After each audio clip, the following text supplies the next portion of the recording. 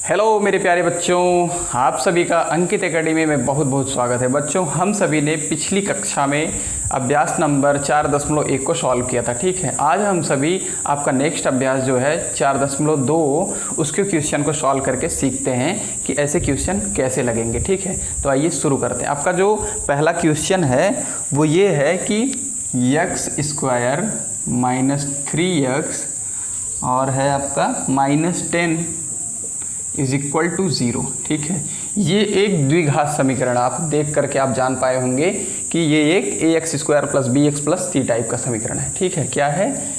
ax² + bx + c = 0।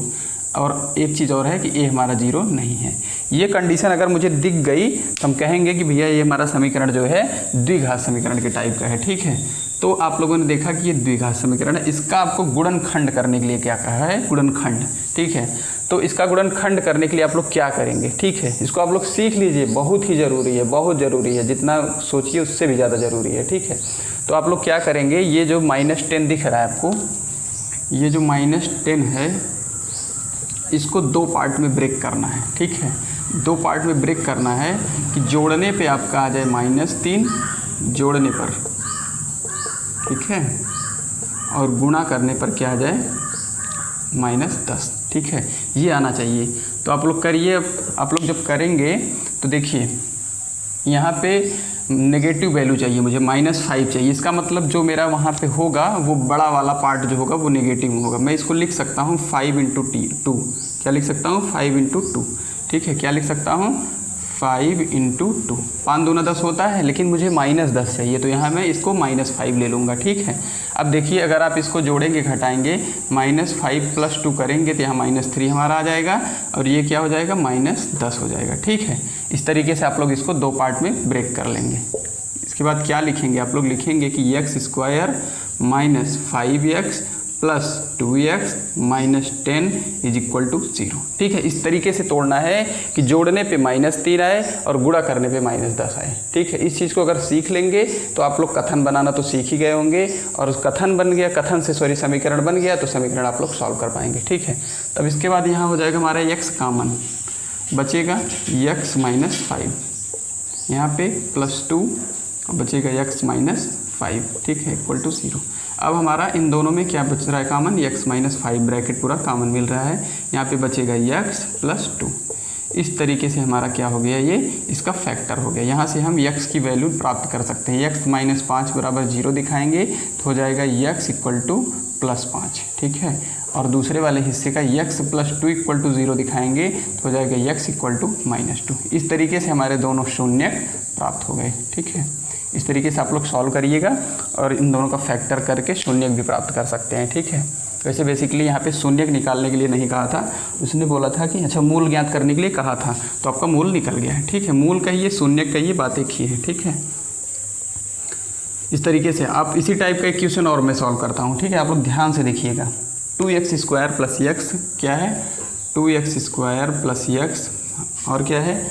-6 क्या है यहाँ पे? 2x² + x - 6। अब देखिएगा अभी तक क्या था, जैसे यहाँ पे जो इसके पहले वाला क्वेश्चन था मैं दिखा रहा हूँ, एक बार फिर से उसको लिख रहा हूँ। x² - 3x - 10 था।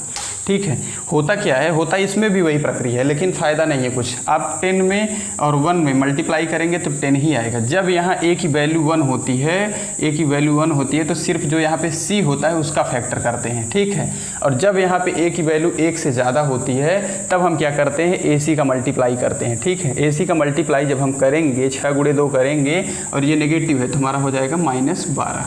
ठीक है, अब हम लोग को चाहिए यहाँ पे दो संख्याओं का, इसको दो पार्ट में तोड़ना है। इस तरीके से तोड़ना है कि ये +1 आ जाए और ये -12 आ जाए। ठीक है, तो करिए, देखिए हम कर सकते हैं। अगर मैं मल्टीप्लाई करूँगा -4 × 3 का तो हमारा -12 आ जाएगा, और इसी को मैं अगर जोड़ दूँ, ठीक है, यह उल्टा हो रहा है क्योंकि हमारा यहाँ पे +1 चाहिए।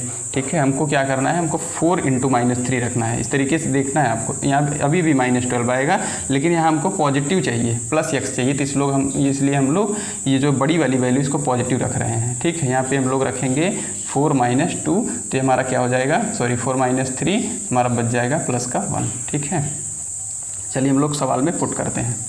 इसके बाद आपका होगा, ये हो जाएगा 2x² प्लस का 4x माइनस का 3x माइनस 6। ठीक है, मैंने 4 गुणे -3 किया तो हमारा -12 आ गया, 4 में -3 जोड़ा तो हमारा +1 आया। ठीक है, अब यहाँ मैं 2x कामन पा रहा हूँ। ठीक है, 2x जब कामन ले लूँगा तो बचेगा कितना, x + 2। ठीक है, यहाँ पे क्या कामन मिल रहा है, इसमें मुझे मिल रहा है -3 केवल। ठीक है, -3 कामन करूँगा तो हो जाएगा x + 2। ठीक है, अब हमारा ब्रैकेट का सेम हो गया तो x + 2 मुझे कामन दिख रहा है और बचेगा क्या, 2x - 3। ठीक है, अब हमारा दोनों ब्रैकेट मिल गया, हो गया। ठीक है, तो इसका हो गया फैक्टर, यहाँ पे =0 लगाइएगा। अब मैं क्या करूँगा, x + 2 = 0 दिखाऊंगा पहली बार, तो x = हमारा आ जाएगा -2, एक शून्य किधर से आ गया, दूसरा जो हो गया 2x - 3 = 0 जब करेंगे तो हो जाएगा 2x = 3, x = 3/2। इस तरीके से आप क्या कर पाएंगे, दिए हुए द्विघात समीकरण का फैक्टर। ठीक है, बहुत ईजी तरीके से। ठीक है, आप लोग सीखिए। अभी मैं स्टेटमेंट वाला भी आता है, स्टेटमेंट बना करके उसको भी सॉल्व करता हूँ, तो आप लोग ध्यान से सीखिए। ठीक है, चलिए आपका आ गया है क्वेश्चन नंबर नेक्स्ट। आपका जो नेक्स्ट क्वेश्चन है वो क्या है, क्वेश्चन है जो दूसरा नंबर, उसमें बोला है कि उदाहरण 1 में दी हुई संख्याओं का हल कीजिए। ठीक है, तो मैं हल कर देता हूँ उसको भी। आपका जो उदाहरण 1 है वो क्या है, जान और जीवंती 2 बच्चे हैं, उनके पास कुल मिलाकर 45 कंचे हैं। कौन है, जान और जीवंती। क्या है, जान और जीवंती। ठीक है, जान और जीवंती, जान, यहाँ जान अच्छे से लिख रहा हूँ मैं, जान और जीवंती 2 बच्चे हैं, इनके पास कुल मिलाकर के 45 कंचे हैं। और क्या कहा है कि वो दोनों क्या कर रहे हैं, वो 5-5 कंचे खो देते हैं। अब उनके पास जो कंचे हैं वो क्या हो रहा है, उसका गुणनफल 124 है। ठीक है, उन्होंने क्या किया, 5-5 खो दिया है। ठीक है, और फिर जो बच रहा है उसका मल्टीप्लाई करने पे उस क्या बच रहा है, वो बच रहा है 124। ठीक है, मल्टीप्लाई करने पे हमारा 124 होना चाहिए। तो हमको बताना है कि उसके पास कितने कितने कंचे थे। ठीक है, चलिए इसको क्या कर सकते हैं, हम 2 वेरिएबल से भी कर सकते हैं, x और y मान करके, और 1 वेरिएबल से भी कर सकते हैं। ठीक है, तो आइए करते हैं। देखिए होगा क्या, हम मान लेंगे कि जान है, मान लो कि जान है। ठीक है, जान के पास अगर x कंचे हैं, ठीक है, कंचे, ठीक है, तो टोटल हमारा कितना था, 45, हाँ सॉरी 45। ठीक है, तो जो जीवंती है, सोचिए आप, जो जीवंती है तो उसके पास 45 में से x घटकर ही तो बचेगा। ठीक है, तो ये हो गया तरीका आपका कि एक वेरिएबल में हम कर रहे हैं। ठीक है, नहीं तो हम क्या कर सकते थे, दोनों को x प्लस, मतलब एक को x मान लेते, दूसरे को y, तो x + y करके हम लोग क्या कर लेते, 45। ठीक है, बाकी दूसरा जो शर्त बोला है वो हम यूज़ कर लेते। अब उसने क्या बोला है कि दोनों लोग के पास से 5-5 कंचे खो गए, x वाले के पास से भी 5 खो गया, और जो 45 माइनस x था उसके पास, उस वाले में से भी उसका 5 खो गया। ठीक है, उसका भी 5 खो गया। दोनों का जो मल्टीप्लाई कर रहे हैं वो कितना आ रहा है, 124। ठीक है, हाँ सही है। अच्छा, अब हम क्या करेंगे, मल्टीप्लाई। देखिए अब ये हमारा हो जाएगा x - 5 है ही, यहाँ जब -5 घटेगा तो हो जाएगा हमारा 40 माइनस x। ठीक है, इन दोनों ब्रैकेट का मल्टीप्लाई कर देंगे, हमारा बन जाएगा द्विघात समीकरण। तो ये हो जाएगा हमारा x × 40 मतलब 40x, और x और कम x के साथ मल्टीप्लाई करेंगे तो -x², और माइनस का 40 के साथ करेंगे तो -200, और माइनस और माइनस प्लस होगा, और यहाँ पे मल्टीप्लाई करेंगे तो हो जाएगा हमारा +5x। ठीक है, इस तरीके से हमारा हो जाएगा 124। अब हम लोग क्या करेंगे, सारी वैल्यू को एक तरफ कर लेंगे।